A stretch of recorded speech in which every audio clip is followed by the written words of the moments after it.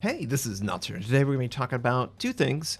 8.11 release, how all the rewards can actually be obtained. Wargaming has a nice article discussing all of the different things that are happening in 8.11. I'm going to detail them. Also, Wargaming has a couple adjusted designs for the round 3 testing for submarines. Remember submarines? Yeah, they're still coming to the game, but extensive changes. So let's just go through both of them very quickly, and I'll give my thoughts on the submarine adjustments. So first of all, 8.11 comes out this week, in I think Wednesday, Thursday time frame for everyone, and we're going to get quite a few ways to earn resources, ships, whatever, camouflage, all that stuff in the game. First off, we have the snowflakes. They're returning. If you remember last year, you know how the snowflakes work. We did a snowflake event, I think, in around summertime. It was similar to the snowflakes, but it was obviously not directly snowflakes. I think it was related to the rogue wave or something like that. But regardless, as my voice goes up, this is the snowflake reward for this time. Tier 5, 6, and 7 will reward anywhere between 400 to 750 coal, and obviously I assume that Tier 7 is 750 coal. Tiers 8 and 9 will receive 75 steel. I think someone did the math, and if you have basically every tier 8 or tier 9, you can get somewhere in the 3,000, 2,500 range of steel. So that's a nice little reward, but it does mean you got to play a lot of ships. At tier 10, we get the Santa gift container, which can drop doubloons, free XP, coal, and other goodies. And we'll get to the other goodies in a little bit. Even a premium ship, so we'll get to that. So obviously, Snowflake, first win in the patch on the ship. It's not repeatable every day. First win per ship. Also, the directives are going to be coming out. There's going to be 7 different directives, and they're going to activate boom, boom, boom very quickly. Here is the breakdown on when they activate. So the first one activates on the 11th, which is tomorrow. The second one activates on the 16th, then the 20th, then the 24th, then the 28th, then the 1st, then the 6th. And obviously, extensive. What you can earn the Gariza if you're able to complete all of the directives. It's a nice little reward. It also comes with 1 Santa big gift container, and I'll get to the big gift container. It also gives you a chance to earn ship builder tokens. The ship builder tokens are the resource that you use to boost your construction speed of the Puerto Rico, which will appear in the dockyard. The dockyard is something new for 8.11, and we'll go over to that. But Gariza, it's a tier 7 premium Italian cruiser. It's not spectacular, but everything else around it is worth it enough that I wouldn't care too much about going after the Gariza. The real prize is the Puerto Rico and those containers. So obviously, you see the schedule, you know when it's coming out. Clearly, it's coming out tomorrow or the next day, depending on the region. There's going to be a collection quest. The collection quest basically gives you a chance at a Santa's big gift container and a bunch of premium account time.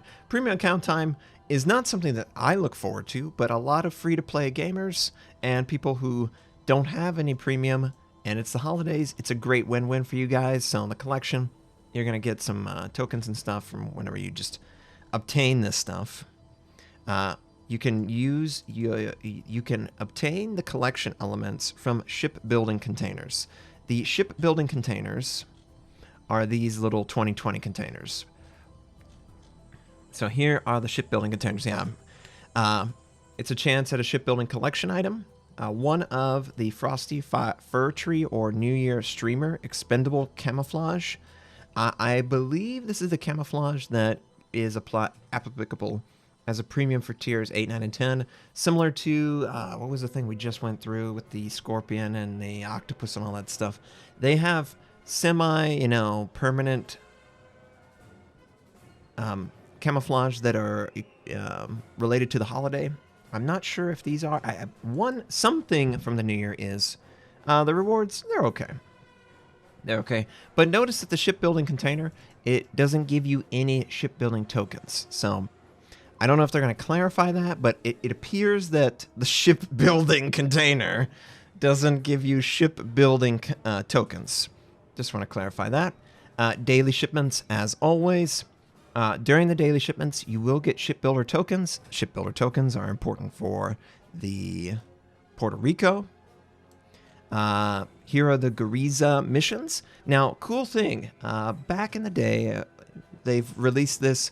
These are chain missions where, as long as you're able to complete different chapters, it gives you a chance to chain off of itself. Now, I believe obtaining the Gariza unlocks the ability to do these 4 consecutive chain combat missions. When you get the Gariza, you have to do this, but once then you can just play whatever ship you want. And it'll give you sort of a boost in the British aircraft carriers, the Soviet battleships, the French TDs, and the Italian cruisers. Basically, all 4 of the most recent lines that have been released. It's going to allow you to get for free, if you are able to complete this and earn the Gariza, a tier 6 in that line, so you can progress it further. I believe if you have the ship already, you should be able to get like the value of the ship in credit. I think that's how it's worked in the past. Also, I think there is premium skins related to these ships that are possibly a reward. You'll note the little camo that's over the Trento and over the Ismal. So be on the lookout for that. And in order to activate this chain, you must have the Gariza. This is probably incentivizing people to spend their own money on the Gariza. But if you grind out and you get the Gariza on the very last week, if you get it on the day January 6th, it gives you basically a week to unlock all of these different ships for free. Otherwise, you could skip it and buy the Gariza. I wouldn't. We could do whatever you want. It doesn't really matter. Also, we have new unique event containers. Now, these event containers are earnable in daily shipments, snowflakes, the event directives. You have Santa's gift, Santa's big gift, and then Santa's mega gift. And each one is more lucrative in its reward. All of them have a chance at a premium ship from a list. I'll show you the list. It's pretty exciting. And obviously, they'll probably sell these probably equivalent $1, $5, $10, or $5, $10, $15. Either way, it's going to be really lucrative. And look at this ship list. Yeah, you can see just how much is reward. Look at the ship list that is available. This is their holiday smash. Every single ship premium that is obtainable with doubloons or I think free XP, yes, past and present ships. We've got a list of ships that are no longer available in the game. Imperator Nikolai, Gremyashi, Kamikaze, Fujin, the Julius Caesar, Belfast, Mikhail Kutuzov, Enterprise, Missouri, Musashi, Kronstadt, Benham. All of those you cannot obtain in the game currently right now. Everything else, it's whether it shows up on the store or not. If you have one of these ships already, you will get a chance to roll a different ship. And it's going to try and roll a ship that you don't currently own. And if, for say, you're some crazy person like myself that has 1 million premium, good bet that the ships that will actually roll at that point are the ones that are no longer available. So, yeah, this is really RNG, and I highly discourage players from just buying a butt ton and trying to get, like the Missouri. But if you do, you do. If you don't, you don't. If you're lucky enough, that's great. You're going to get compensated fairly either way. And whatever you do, you don't waste. Yeah, I think you get doubloons or credit and a 10-point commander. If you have, if for whatever you're me and you have every premium, then I'm going to get the value of the ship, a 10-point commander, and a port slot. So at least you get that. But man, this list is massive, obviously. I mean, I could list them all off. It would take me half the video. You can check it out for yourself on your regional news article. Now, the Puerto Rico is in a brand new feature, the Dockyard. The Dockyard is active construction of a ship. You'll see it gradually grow in size, and then they'll launch it, and then they'll equip it with weapons. In order to progress this, you need to have shipbuilder tokens or doubloons, and you can choose both to move the points per minute that it's building up but also the initial point starting. There's a ton of rewards from doing this, obviously, and you can just see if you are able to do all of the stages, you will also get a Santa gift, a Santa big gift, and a Santa mega gift, which is nice, and then I think 2 premium camouflage as well. And then obviously the coup de grace, the ship that everyone will be working towards in the dockyard, the Puerto Rico. Puerto Rico is the Alaska moved up to tier 10. It's the same comparison as the Iowa to the Montana. You go from 9 guns to 12 guns, 305, very tanky if played like a tanky battle cruiser. That sort of battleship cruiser melded together. That's how I play my Puerto Rico. If you're trying to ambush with radar, you're trying to be consistent always and be at the back of the map, probably not the best way to play. But if you move forward just a little bit, keep good angling, and have that rate of fire going, you can really spit out a ton of HE or AP at your targets. I enjoy the ship a lot. I definitely look forward to earning this, just as all of you guys do. But it's going to look really cool in game. I mean, it's really visually stunning as they're building up the ship in real time. Basically, you get to enjoy it. So I think that's a great feature with the dockyard, and I can't wait. There's also boosters. You can buy boosters with your doubloons in order to compensate for a lack of shipbuilding token earning. Or if you have to skip out on some of the holidays, that's how you can compensate for them. They say that in order to buy all 3 boosters, you will have to spend a total of 24,000 doubloons.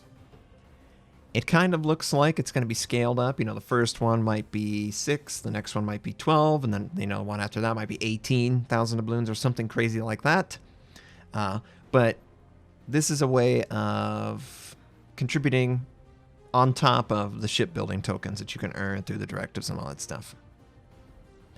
Shipbuilding tokens, they come from directive events. There's 1,950 from them. There's 640 tokens for progressing through the daily missions in the period. You get 5 per day and then 10 or whatever. That's the daily login. And there's 75 tokens from daily shipments. Sorry. The daily missions in the period between December inclusive. So, never mind. The daily shipments. This is the daily shipment whenever you log in and you take that. The 640 tokens are actually from daily missions like the Gariza and stuff like that, where you can do these. And I think other missions that might pop up for the holidays as well will be rewarding. So look out for that. It's obviously going to be a huge patch, and clearly this is the end of their 8.11 getting you ready to go. You will have until 9.1 to fully unlock the Puerto Rico, but you will not earn any more shipbuilding tokens outside of patch 8.11. So just keep that in mind. I definitely will be doing this, and you guys will hear about it on my videos as well. Now, let's talk about the submarine real fast. So, submarine testing. They're preparing for Phase 3 testing, Round 3 testing, and they're making a couple changes. The light cruiser will now have depth charges equipped to those ships. This is very intriguing as a player. I'm very excited for this. This means that British light cruisers, American light cruisers, probably the Smolensk, the Colbert, the Atlanta, those ships are going to get access to depth charges, whereas they didn't have them previously because they were only exclusively for DDs in Round 2 testing. They are also doing some massive large-scale submarine changes. Submarines will now only have 2 depths, periscope depth and underwater level. You can still damage them at periscope depth. They just won't surface. The depth is now decided completely by the player. F and C. F ascends, C descends, and you can adjust it micro, instead of going to surface, periscope, underwater. It's basically everything underwater. But one thing that's interesting, they are getting rid of the oxygen mechanic, and they're going to a battery charge mechanic. Now, I'll talk about that in 1 second. And then the hydrophone mechanic was updated.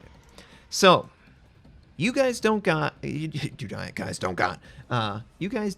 all of the information on this. Wargaming has about a 2-page write-up on all the juicy bits about this.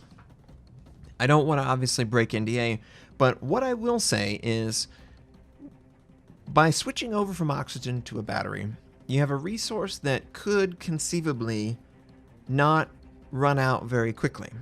Ergo, if a submarine runs silent and runs at minimal speed underwater, battery usage will probably go down versus going at full speed underwater and or using activatable equipment.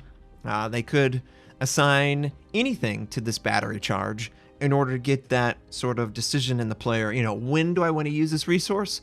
Do I want to use it for detection, or do I want to use it to stay undetected? I really like this change. The oxygen mechanic basically became you just camp over the submarine, force him to the surface, because you'll eventually run out of oxygen. You always do.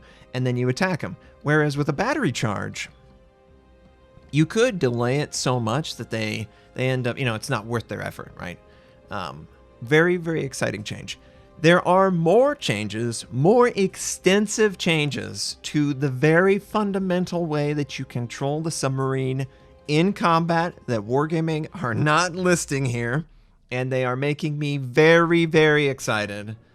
I can't wait for you guys to see it. Yeah, sub versus sub is going to be a lot better.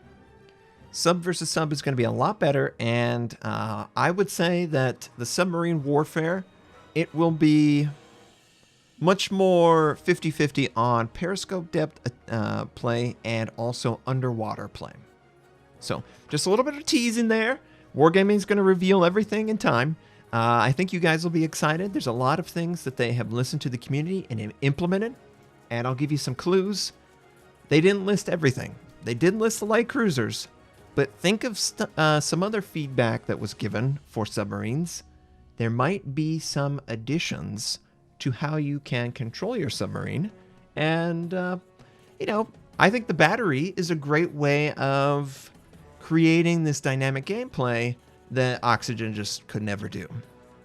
You can never do anything with Oxygen in the way that batteries can. So, really excited to see the submarines in-game. I wish I could tell you exactly what they're changing, because it's pretty exciting.